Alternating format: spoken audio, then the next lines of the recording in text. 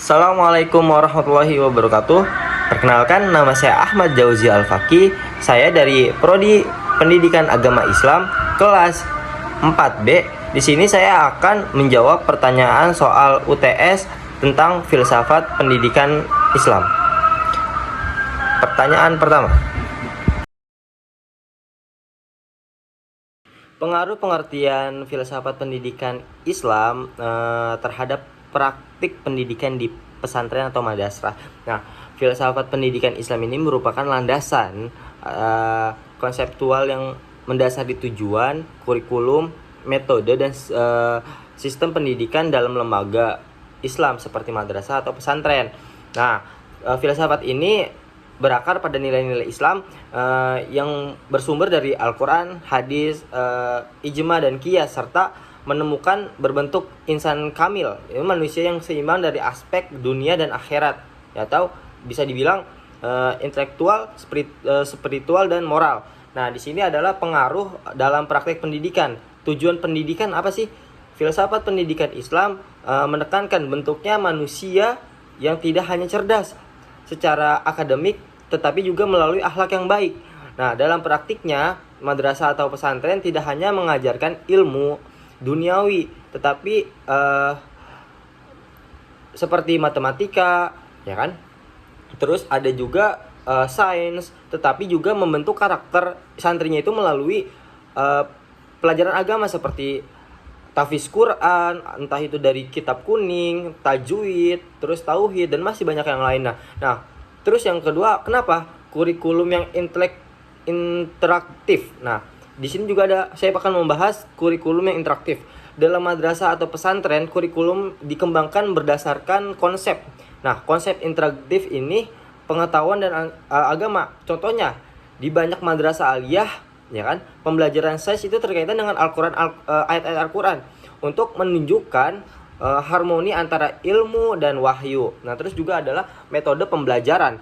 Prinsip-prinsip dalam filsafat Islam seperti hikmah, kebijakan, ya, uswah hasanah, teladan yang baik. Terus di metode pengajaran, misalnya di pesantren. Nah, ya kan, pesantren salafiyah, metodenya sorogan atau mendorong digunakan untuk memahami teks-teks klasik dengan bimbingan langsung dari kiai atau ustadznya. Nah, terus juga ada pendidikan karakter dan akhlak. Salah satu aspek penting dalam filsafat pendidikan Islam adalah membentuknya karakter santri di pesantren dibiasakan menjalin hubungan antara disiplin, ya kan? Seperti mengikuti jadwal sholat berjamaah, piket, gotong royong, terus antara mengaji setelah subuh. Itu salah satu karakter disiplin pentingnya tuh. Nah, contoh yang saya alami dari kontrak dari observasi lapangan saya, contohnya itu di sebuah pesantren modern, yaitu terletaknya di Karawang, ya. Saya mengamati bahwa selain mengajarkan kitab kuning, Al-Quran, dan hadis, nah, ya kan, juga santri ini diajarkan bagaimana bertata usaha, ya kan. Terus kayak sains-sains, jadi kayak pertanian, digital marketing. Hal ini menunjukkan bahwa filsafat pendidikan itu mendorong keseimbangan antara ilmu agama dan keterampilan praktis, agar lulusan tidak hanya menjadi ulama, tetapi juga menjadi apa yang santri ini minati, kemampuan untuk mandiri secara ekonomi. Nah, mungkin sekian pertanyaan nomor 1. Lanjut pertanyaan nomor 2, yaitu pendidikan di Indonesia sebaiknya mengadopsi keseimbangan antara filsafat pendidikan Islam dan Barat. Kenapa filsafat Islam memperkuat model atau spiritual, sementara filsafat Barat mendorong inovasi dan rasionalitas, ya. Kombinasi keduanya dapat mendapatkan sistem pendidikan yang lebih komprehensif, ya, dan relevan dengan kebutuhan zaman yang sekarang ini. Mungkin sekian. Oke, kerangka kerja filsafat pendidikan Islam. Filsafat pendidikan Islam memiliki ruang lingkup yang mencakup tentang hakikat, tujuan, sumber, metode, dan penemuan ilmu dalam pendidikan.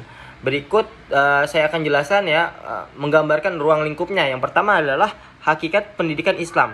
Pendidikan sebagai proses pembentuk insan kamil, manusia yang paripurna. Terus juga integrasi antara ilmu agama dan ilmu dunia, itu harus seimbang. Nah, terus juga yang kedua adalah tujuan pendidikan Islam, mengembangkan aspek spiritual, intelektual, dan moral. Terus juga ada yang kedua adalah menciptakan individu yang beriman, berilmu, dan beramal soleh. Nah, terus juga di sini juga saya akan, yang ketiga, akan membahas sumber pendidikan Islam. Di situ ada dua ya menurut saya. Al-Quran, hadis sebagai sumber utama. Nah, yang keduanya ada ijma ulama sebagai pemikiran filosofis Islam. Terus juga ada metode pendidikan Islam, itu yang keempat, uluh hasanah, ya kan, salah satunya. Terus tadabbur dan tafakur. Nah, terus juga adalah hafalan dan pemahaman ya. Terus yang kelima adalah penerapan dalam kurikulum pendidikan. Ini penerapannya ya. Yang pertama adalah akidah dan akhlak. Terus yang kedua apa? Ilmu dan muamalah. Yang ketiga ilmu pengetahuan umum. Yang keempat keterampilan hidup. Nah, membekali untuk bertahan di profesional ya, kayak perkenalan untuk kehidupan profesional itu. Terus juga ada elemen penting dalam pengembangan kurikulum pendidikan Islam. Apa sih elemen pentingnya itu? Pertama, tauhid sebagai landasan utama. Ini yang paling utama ya, tauhid. Yang kedua ada integrasi antara ilmu agama dengan sains modern. Nah, ini harus seimbang juga. Terus juga yang ketiga apa sih? Pendidikan karakter Islam untuk membentuk akhlak yang mulia. Nah, yang keempat, metode pembelajaran berbasis kontekstual atau problem solving. Nah, kalau bahasa sekarang itu. Terus yang terakhir apa? Keseimbangan antara teori dan praktik dalam kehidupan sehari-hari. Nah, dengan rangkaian ini pendidikan Islam dapat melahirkan individu yang tidak hanya cerdas secara intelektual, tetapi juga memiliki moralitas dan etika Islam yang kuat. Dah, mungkin sekian. Penerapan prinsip filsafat pendidikan Islam dalam mengatasi tantangan modernisasi. Nah, lembaga pendidikan Islam ya kan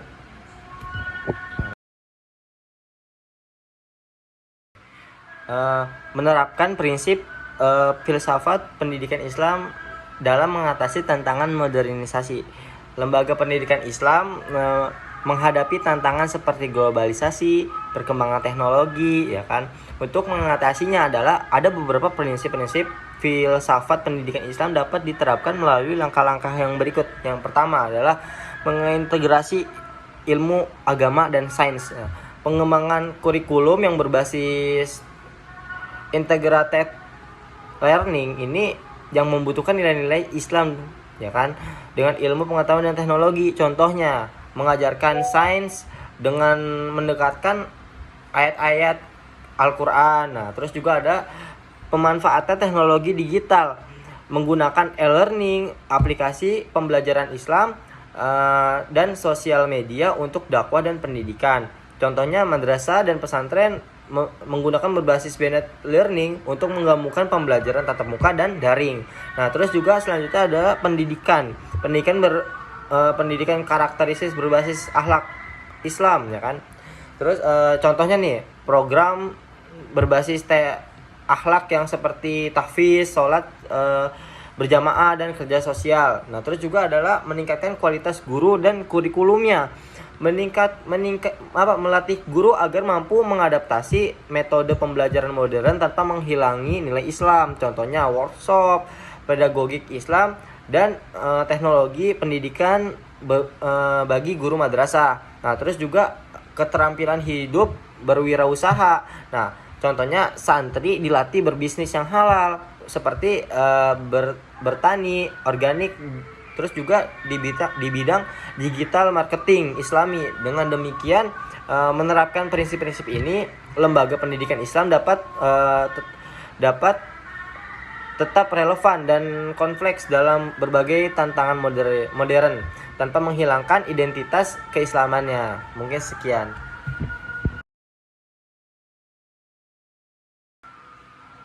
Urgensi dan fungsi filsafat pendidikan Islam dalam pembentuk karakter siswa. Yang pertama adalah filsafat pendidikan Islam sangat penting dalam membentuk karakter siswa karena menanamkan nilai-nilai tauhid, akhlak dan ilmu sebagai dasar kehidupannya. Urgensi terletak pada yang pertama adalah menanamkan moral dan akhlak Islami. Terus juga ada membentuk kepribadian yang seimbang antara insan kamil lah kalau kita sebutnya. Terus yang ketiga adalah membangun kesadaran sosial dan kepedulian. Contohnya program amal jariah, kerja bakti dan kepedulian sosial di sekolah. Terus juga apa sih kontribusi terhadap pembentukan masyarakat yang lebih baik? 1. Menciptakan generasi berakhlak yang baik, ya kan? Yang salah satunya mengurangi korupsi, intoleransi. Terus juga adalah perilaku negatif di masyarakat. Terus juga mendorong kesadaran kolektif masyarakat lebih harmonis dengan nilai-nilai Islam dalam kehidupan sosial. Terus juga yang terakhir adalah menanamkan jiwa kepemimpinan Islam. Lahir pemimpin yang adil, amanah dan bertanggung jawab. Dengan demikian pendidikan Islam berbasis filsafat, siswa tidak hanya menjadi individu yang cerdas, tetapi juga memiliki akhlak yang mampu membawa perubahan positif bagi masyarakat.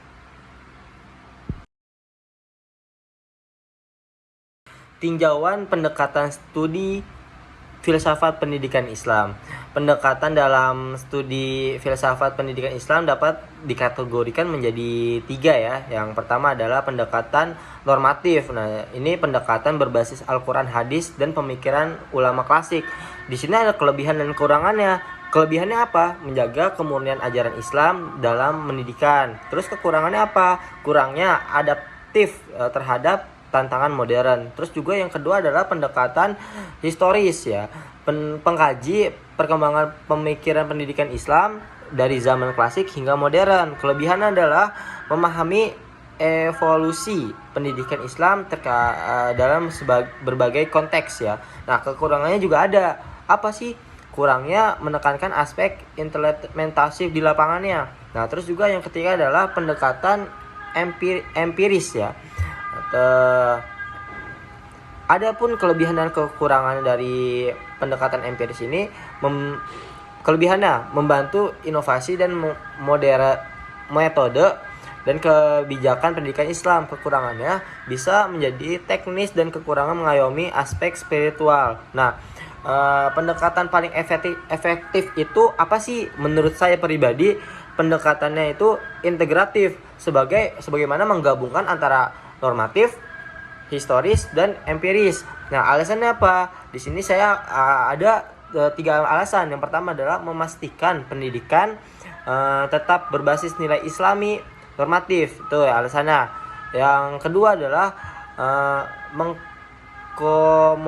mengkomodasi perubahan zaman dan perkembangan ilmu pengetahuan, itu historis. Terus yang ketiga adalah meningkatkan efektivitas metode pengajaran melalui riset dan inovasi. Nah, dengan pendekatan ini pendidikan Islam dapat berkembang tanpa kehilangan esensi ya spiritualnya, sekaligus tetap relevan dalam menghadapi tantangan modern.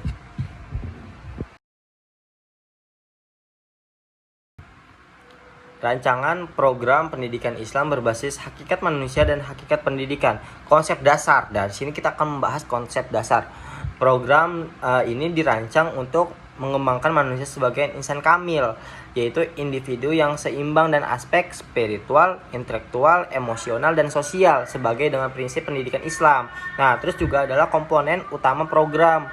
Di sini ada pendidikan akidah dan akhlak ya kan, menanamkan nilai-nilai tauhid dan karakter Islam. Terus juga ada tuh integrasi ilmu Islam dan sains, menggabungkan antara ilmu Islam ya dengan sains dengan teknologi modern. Terus juga adalah mempelajari berbasis experiential learning ya kan. Terus kayak menggabungkan keterampilan hidup Islam melalui prakteknya langsung. Contohnya adalah kayak berdagang, wirausaha ya. Masih banyak yang lainnya. Terus juga menguatkan literasi ya dan pemikiran kritis, mengembangkan kemampuan berpikir analitis dan dalam memahami ilmu. Juga ada pendidikan sosial dan kepemimpinan Islam, membentuk jiwa kepemimpinan yang amanah dan berorientasi pada permasalahan umat. Dengan demikian, rancangan ini pendidikan Islam tidak hanya mencetak individu cerdas secara intelektual, tetapi juga memiliki karakter Islam yang kuat serta siap berkontribusi dalam masyarakat. Nah, yang terakhir ada peran filsafat pendidikan Islam dalam demokratisasi pendidikan. Filsafat pendidikan Islam menekankan keadilan, inklusivitas, dan kesetaraan dalam aspek pendidikan, sebagaimana ditegaskan bahwa prinsip rahmatul lil alamin. Islam mengajarkan bahwa pendidikan adalah hak seluruh individu tanpa membedakan gender, status sosial, dan etnis. Kontribusi dalam sistem pendidikan yang inklusif dan adil, kesetaraan akses pendidikan. Contohnya, madrasah dan pesantren inklusif bagi anak-anak dari berbagai latar belakang sosial. Terus juga ada pendidikan untuk kaum yatim dan duafa. Ya, contohnya program beasiswa bagi santri yatim dan duafa yang tidak mampu. Terus juga ada pendidikan multikultural dan modernisasi beragama. Contohnya kurikulum berbasis moderat.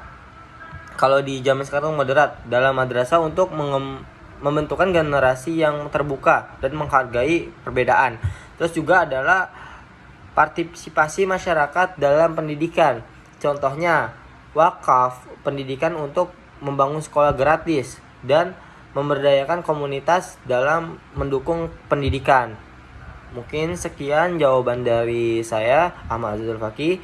Kurang lebihnya mohon maaf. Bila taufiq wal hidayah. Assalamualaikum warahmatullahi wabarakatuh.